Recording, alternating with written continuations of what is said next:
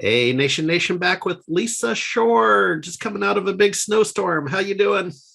We are shoveled out and ready to keep on going. All right. Well, hey, the topic this time is tales from the trenches. Those are always fun. So tell me a Texas tall tale.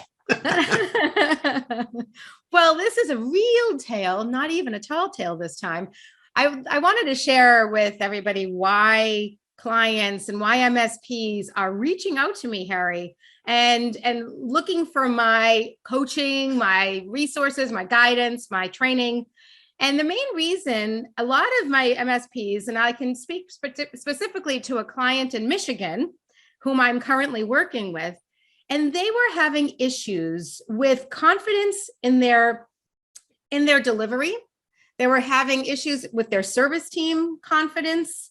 There was some management communication challenges that they were having, and just trying to figure out, how do I boost the culture and the morale of my team, knowing that it starts with the leadership and starts with communication and confidence. But what we discovered is there was also a need to discuss some empathy and really understanding that everybody on the team has different values, different ways of learning data, different ways of applying their knowledge.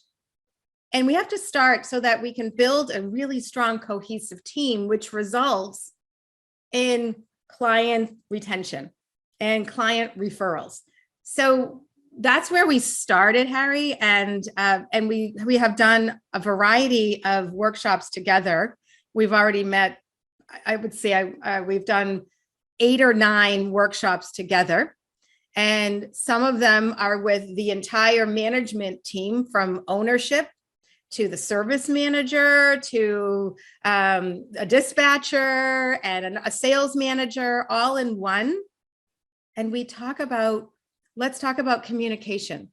What does verbal communication need to sound like when you're speaking to clients versus speaking internally to each other?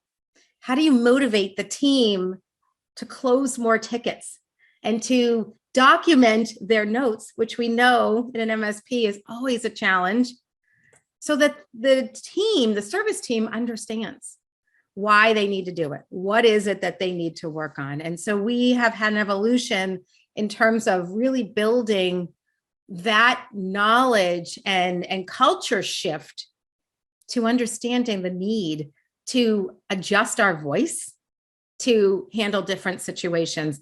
And the past few meetings, I've been actually meeting with the service team directly, and we've been doing projects together. The first workshop was all about verbal communication and what do you sound like when you're talking to a client, and how do you adjust your voice.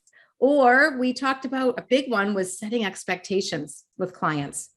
So when an engineer is on site, and a client comes to them and said, well, shouldn't this be done already?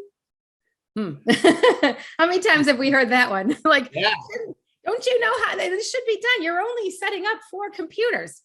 It should already be done.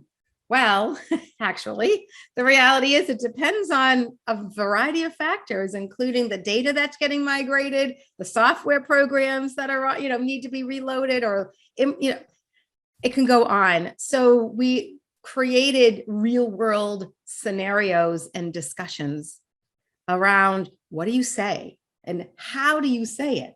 We also talked about, how do you non-verbally display confidence? Because the minute our clients aren't confident in who we are and what we do, that's when they start thinking, did I make the right choice? Did I make the right choice? Right? So, question for you, unrelated or related. It's been interesting relocating to Austin, coming up on almost a year down here. Now I come from a Texas family, so I get it, right? I slotted right back in, but the down here, the question relates to culture and geography, and here's what I mean.